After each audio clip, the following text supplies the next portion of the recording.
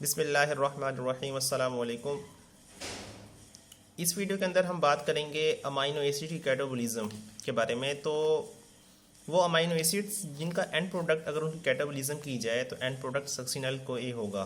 तो इस वीडियो में हम उनकी बात करेंगे, ठीक है।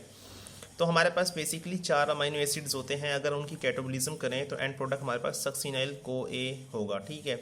उसमें सबसे ज़्यादा इंपॉर्टेंट है मैथ्योनीन। तो हम मैथ्योनीन को इंशाल्लाह इसमें स्टडी करेंगे कैसे वो एंड प्रोडक्ट देता है सक्सिनाइल को ए। तो इनको याद रखने के लिए सिंपल सा निमोनिक ये है कि वॉमिट, जिस तरह वोमिट होता है ना वॉमिट, तो उसको वी ओ से ए कन्वर्ट कर दिया और बाकी वही है, ठीक है। वी ए से वेलिन, एम से मैथ्योनीन, आई से आइसोल्यूसिन, टी से थ्रियोनिन, ठीक है। तो ये 4 अमाइनो एसिड्स ऐसे हैं जिनका एंड प्रोडक्ट हमारे पास सक्सिनाइल को ए होगा। अब हम बात करते हैं मैथ्योनीन की इतना इम्पोर्टेंट क्यों है मैथ्योनीन, क्यों हम इसको डिटेल में स्टडी करेंगे। तो बेसिकली जो हमारा मैथ्योनीन है अगर उसकी कैटाबोलिज्म की जाए तो उसके कैटाबोलिज्म के दौरान एक प्रोडक्ट जो है वो बनता है एस एडिनोसाइल मैथ्योनीन, ठीक है। उसको हम कहते हैं सिंपली सैम। तो बेसिकली ये जो है हमारे पास मिथाइल ग्रुप का डोनर है, यानी ऐसे रिएक्शंस जिनको मिथाइल की ज़रूरत होती है तो उनको जो मिथाइल प्रोवाइड करता है वो ये कंपाउंड होता है एस एडिनोसाइल मैथ्योनीन, ठीक है। तो ये मिथाइल ग्रुप का डोनर है और 1 कार्बन मेटाबॉलिज्म के सारे रिएक्शंस जिनके अंदर 1 कार्बन मेटाबॉलिज्म होती है तो उनके अंदर ये मिथाइल डोनेट करता है एस एडिनोसाइल मैथ्योनीन, ठीक है। तो ये पहली इंपॉर्टेंस होगी इसको पढ़ने की। दूसरी ये है कि इसके कैटाबोलिज्म के अंदर मैथ्योनीन की एक कंपाउंड बनता है होमोसिस्टीन। अभी जो होमोसिस्टीन बनता है तो ये क्लिनिकली इंपॉर्टेंट है क्योंकि इसकी हाई कॉन्सेंट्रेशन बॉडी के अंदर एथेरोस्क्लेरोटिक वैस्कुलर डैमेज काज कर सकती है, यानी जो हमारे ब्लड वेसल्स को डैमेज होता है एथेरोमा की वजह से, यानी प्लैक्स बन जाते हैं उनके अंदर और लिपिड की कॉन्सेंट्रेशन ज़्यादा होने की वजह से कोलेस्ट्रॉल की कॉन्सेंट्रेशन इंक्रीज हो जाती है। तो जो ब्लड वेसल्स है ना वो हार्ड हो जाती हैं, हार्ड होने के बाद ना उनके अंदर डैमेज हो जाता है, ठीक है। यानी जब भी अपनी नॉर्मल जो स्ट्रक्चर होता है ब्लड वेसल्स का उससे ज़रा हार्ड होंगे तो ब्लड प्रेशर भी इंक्रीज होगा, ब्लड प्रेशर इंक्रीज होने की वजह से फिर वैस्कुलर डैमेजेस होंगे, ठीक है। तो ये है एथेरोस्क्लेरोटिक वैस्कुलर डैमेज होती हैं हाई कॉन्सेंट्रेशन ऑफ होमोसिस्टीन से। दूसरी ये कि थ्रोम्बोसिस हो जाते हैं, ठीक है। तो ये तो हमें मालूम है थ्रोम्बोसिस क्या होते हैं।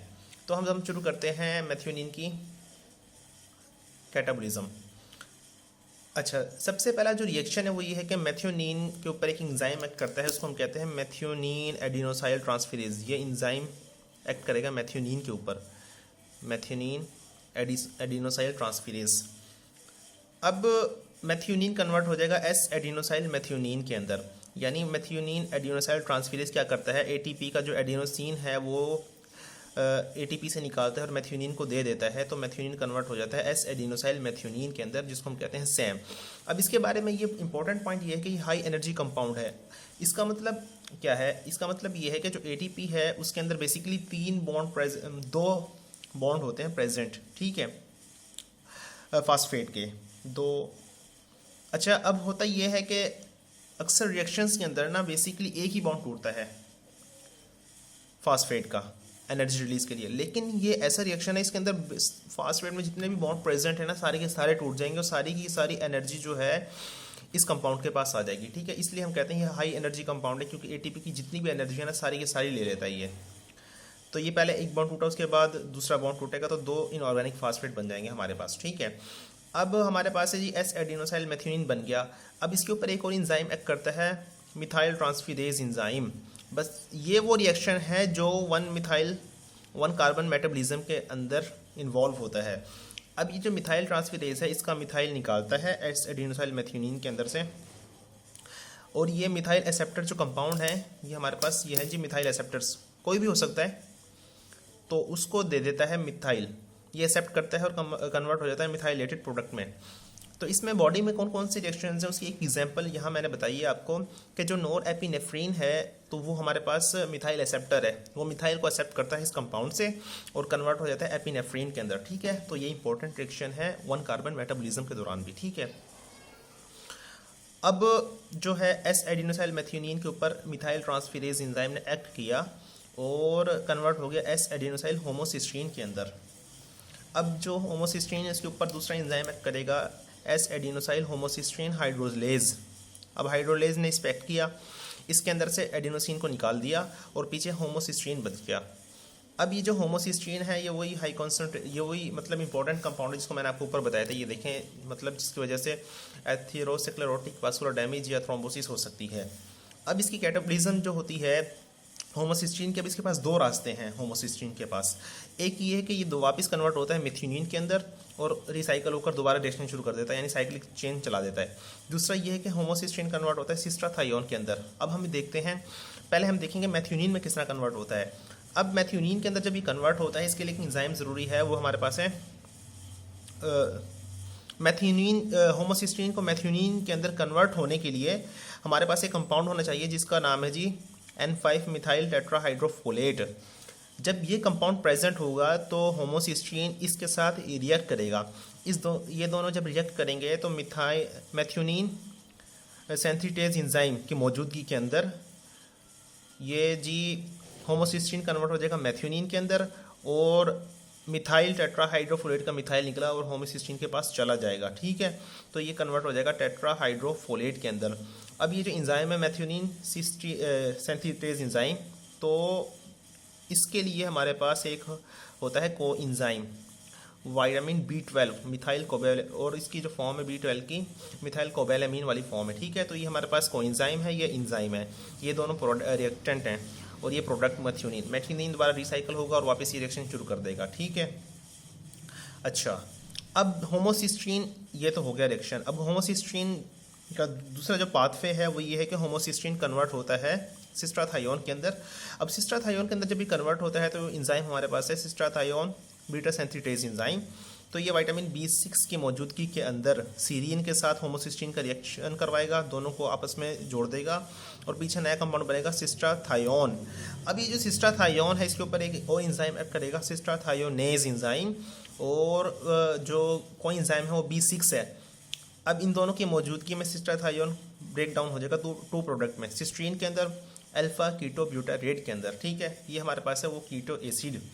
अब कीटो एसिड बन गया तो जो लिपिन कॉर्ड में ना वहाँ उसमें तो यहाँ तक रिएक्शन दिया हुआ है, बाकी मैंने आगे दूसरी बुक से लिखा हुआ है किस तरह, क्योंकि हमारे पास जो एंड टॉपिक ये था कि एंड प्रोडक्ट हमारे पास सक्सिनल को ए होगा, लिपिन कॉर्ड के अंदर सिर्फ यहीं तक दिया हुआ है, तो मैंने सक्सिनल को ए तक ये रिएक्शन को कंटिन्यू करवाया है। ठीक है, अब अल्फा कीटो ब्यूटारेट जो है उसकी डिहाइड्रोजिनेज एंजाइम स्पेक्ट करेगा और कन्वर्ट कर देगा प्रोपियोनाइल को ए के अंदर। आगे इजी रिएक्शन है, बार बार ये रिपीट होता है। ठीक है, प्रोपियोनाइल को ए के ऊपर एंजाइम एक्ट करेगा कार्बोक्सिलेज एंजाइम बायोटिन को एंजाइम की मौजूदगी के अंदर, तो ये कन्वर्ट हो जाएगा मिथाइल मेलोनाइल को ए के अंदर।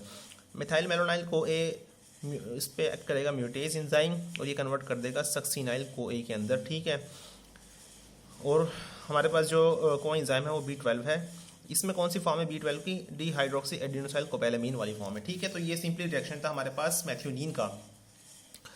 अब हमारे पास जो होमोसिस्टीन का लेवल है प्लाज्मा का और वास्कुलर डिजीज, इनके दरमियान रिएक्शन मतलब क्या रिलेशन है।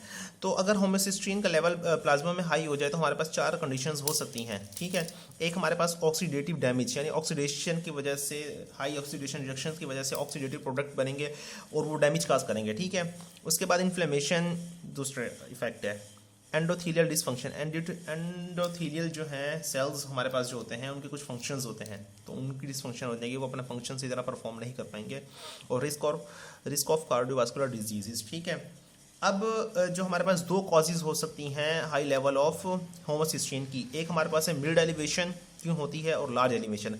अगर फोलेट और फोलेट या B6 विटामिन जो है और B12 अगर इनकी डेफिशिएंसी हो जाए तो मिड एलिवेशन होगी। अगर सिस्ट्राथायोन बीटा सिंथेटेज ये वाला जो एंजाइम है अगर इसकी डेफिशिएंसी हो जाए तो हमारे पास लार्ज एलिवेशन होगा किसका, होमोसिस्टीन का प्लाज्मा के अंदर। अच्छा, इस एंजाइम की डेफिशिएंसी से हमारे पास एक और कुछ रिएक्शंस हैं। हमारे पास एक रिएक्शन होता है ट्रांससल्फ्यूरेशन पाथवे, तो उसकी इंपेयरमेंट हो जाती है। ठीक है, इसको बाद में डिटेल में स्टडी करेंगे हम। तो ये हमारे पास सजी methionine and product of succinyl को ए। ठीक है, अब हम देखते हैं एंड प्रोडक्ट ऐसे अमाइनो एसिड जिनका एंड प्रोडक्ट एसिटोएसिटाइल को ए या एसिटाइल को ए। तो हमारे पास 4 अमाइनो एसिड्स होते हैं, ट्रिप्टोफैन, ल्यूसीन, लाइसिन और आइसोल्यूसिन। तो हम सबसे पहले हम देखेंगे जी ट्रिप्टोफैन, इंपॉर्टेंट ट्रिप्टोफैन या बाकी ल्यूसीन, लाइसिन और आइसोल्यूसिन इसको हम सेपरेट डिस्कस कर चुके हैं।